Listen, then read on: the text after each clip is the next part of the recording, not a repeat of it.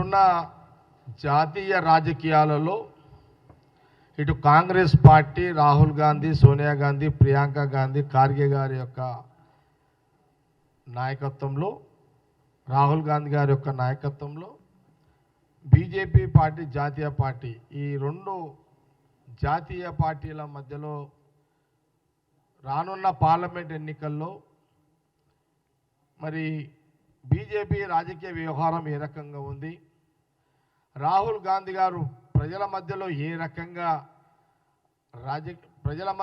రకంగా ప్రజలతో రాహుల్ గాంధీ గారు ఉంటున్నారు అనే విషయానికి గత సంవత్సరం కిందట భారత్ జోడో యాత్ర రాహుల్ గాంధీ గారు మరి కన్యాకుమారి నుంచి కాశ్మీర్ వరకు దాదాపు 3000 కిలోమీటర్లు ప్రజల మధ్యలో పాదయాత్ర చేస్తూ ప్రజల యొక్క ఇబ్బందులను అన్ని రకాల సెక్షన్స్, అంటే అన్ని కుల వృత్తులు కానీ, అన్ని మతాలకు సంబంధించిన వ్యక్తులు కానీ, ప్రజలు కానీ అందరినీ కూడా, యువకులను కానీ, మహిళలను కానీ, ఈ దేశంలో గ్రామీణ ప్రజలు, ప్రాంతంలో ప్రజలు, వ్యవసాయదారులు ఏ రకంగా ఉన్నారు, ఉద్యోగాల పరిస్థితి ఏంటిది, ఈ యొక్క 10 ఏళ్ల కాలంలో బీజేపీ ప్రభుత్వం ప్రజలకు చేసిన మోసాలు, ప్రజలు ఎంత నష్టపోయారు, దేశ ఆర్థిక వ్యవస్థ మీద, ఇట్లా అనేక కోణాల్లో రాహుల్ గాంధీ గారు ఆ రోజు భారత్ జోడో యాత్ర చేసి ప్రజా ఇబ్బందులను ఆయన స్వయంగా పాదయాత్ర చేసుకుంటూ ప్రజలను కలుసుకుంటూ పోయిండు ఒకటి. దాని తర్వాత ఇప్పుడు భారత్ న్యాయయాత్ర మణిపూర్ నుంచి బాంబే వరకు దాదాపు 4500 కిలోమీటర్లు ప్రజలు ఎక్కడైతే ఉంటారో అక్కడ పాదయాత్ర చేసుకుంటూ, ప్రజలు లేని ప్రాంతాల్లో బస్సు యాత్ర చేసుకుంటూ, మళ్ళీ న్యాయ వ్యవస్థ అంటే ప్రజలకు ఏ రకంగా న్యాయం ఉన్నది, న్యాయం జరుగుతలేదు ఈ బీజేపీ ప్రభుత్వంలో. మిగతా ప్రాంతాలు, ఒక ప్రాంతం అయిపోయింది, అక్కడ కన్యాకుమారి నుంచి కాశ్మీర్ వరకు ఒక ప్రాంతం అయిపోయింది, ఆ ప్రజల సెక్షన్ కలిసిండు. ఇంకా కలవని సెక్షన్ ప్రాంతాల ప్రజలను కలవడానికి మళ్ళీ భారత్ న్యాయయాత్ర మొదలు పెట్టిండు. రేపు మార్చిలో బాంబేకి లాస్ట్ కాబోతున్నది. ఇది రాహుల్ గాంధీ గారు దేశ ప్రజలు గ్రామీణ ప్రాంతంలో రైతులు, మహిళలు, యువకులు, ఆర్థిక వ్యవస్థ, న్యాయ వ్యవస్థ, ప్రజల ఇబ్బందులు, ఇవన్నిటి ఈ ప్రభుత్వంలో ఎంత నష్టం జరిగింది, ఇవన్నీ ప్రజలతో మాట్లాడుతూ, చర్చిస్తూ వారి యొక్క న్యాయయాత్ర కొనసాగుతుంది. కానీ బీజేపీ ఏం చేస్తుంది, ఈ దేశంలో అన్ని మతాలు, అన్ని కులాలు, అన్ని మతాలను గౌరవించే సాంప్రదాయం స్వతంత్రం రాకముందు నుంచి ఎప్పుడు ఆ రాహుల్ గాంధీ గారి యొక్క కుటుంబం ఎప్పుడు అన్ని మతాలను గౌరవిస్తుంది.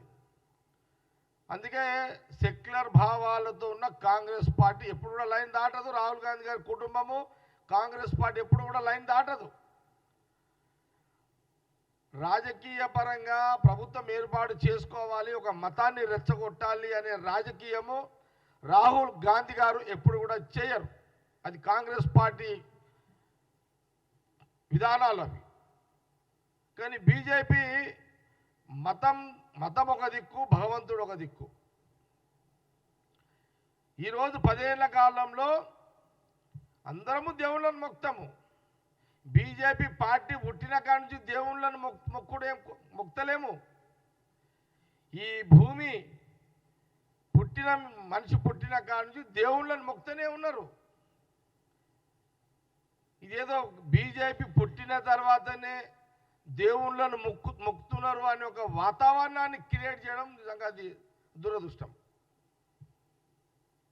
ఇంత నీచమైన రాజకీయం బీజేపీ పార్టీ కేంద్రం చేస్తున్నది. ఇంత దిగజారుడు యొక్క రాజకీయం. ఓన్లీ అధికారం కోసమే వాళ్ళు ప్రధానమంత్రి ఉండడానికే గుళ్ళు కట్టండి. మీరు కొత్త కట్టేది ఏముంది? గుళ్ళు చరిత్ర ఉంది. గుళ్ళు కట్టిన రాజ్యాలు లేవా? గుళ్ళు కట్టిన కాంగ్రెస్ పార్టీ అధికారంలో గుళ్ళు కట్టలే. కానీ దేవుడి గుడి కూడా ప్రచారం చేసుకోవచ్చు అని ఇట్లా చేసుకోవాలి అనే ప్రయోగం బీజేపీ మొదలుపెట్టింది. ఎందుకంటే వాళ్ళకు ప్రజా సమస్యల మీద వాళ్ళకు ఉండదు. ప్రజలు దేనికి తొందరగా కనెక్ట్ అవుతారు, ఏ ఎమోషన్కి కనెక్ట్ అవుతారు అనే బీజేపీ సిద్ధాంతం ఏదైతుందో అంటే అందుకే దేవుని భగవంతుని ఒక ప్రచారాన్ని అడ్డం పెట్టుకొని వాళ్ళు దేవుణ్ణి అడ్డం పెట్టుకొని వాళ్ళ రాజకీయ ప్రచారం వాళ్ళు ఎక్కడ పోయినా ఏమంటారు? రామ మందిర్ అంటారు, రామాలయం అంటారు, ఇట్లా దేవుని పేరే చెప్తారు. కానీ ఎప్పుడైనా సరే ప్రధానమంత్రి కానీ బీజేపీలు కానీ ఇప్పుడు కిషన్ రెడ్డి కానీ బండి సంజయ్ కానీ తెలంగాణలో మేము పెట్రోల్ ధరలు తగ్గిస్తాం, పెంచేది లేకుండే మా ప్రధానమంత్రి మోడీ డీజిల్ ధరలు పెంచేది లేకుండే పెట్రోలు గ్యాసు నిత్యావసర వస్తువులు పప్పుల మీద కానీ నూనె మీద కానీ సబ్బుల మీద కానీ ఈ ధరలు పెంచుతుంటే ఎప్పుడు నోరు మెదపవరు, వీళ్ళు నోరు ఎప్పరు. ఎందుకంటే ఆ శక్తి, ఆ ధైర్యము, ఆ కెపాసిటీ కిషన్ రెడ్డికి లేదు, బండి సంజయ్కి లేదు. ప్రజలు కష్టాలను తీర్చడానికి ప్రభుత్వాలు ఉన్నాయి, కానీ ప్రజల కష్టాలు ఇంకా పెంచడానికి ఈ ప్రభుత్వం బీజేపీ ఉందనేది మనం చాలా స్పష్టంగా కనబడుతుంది.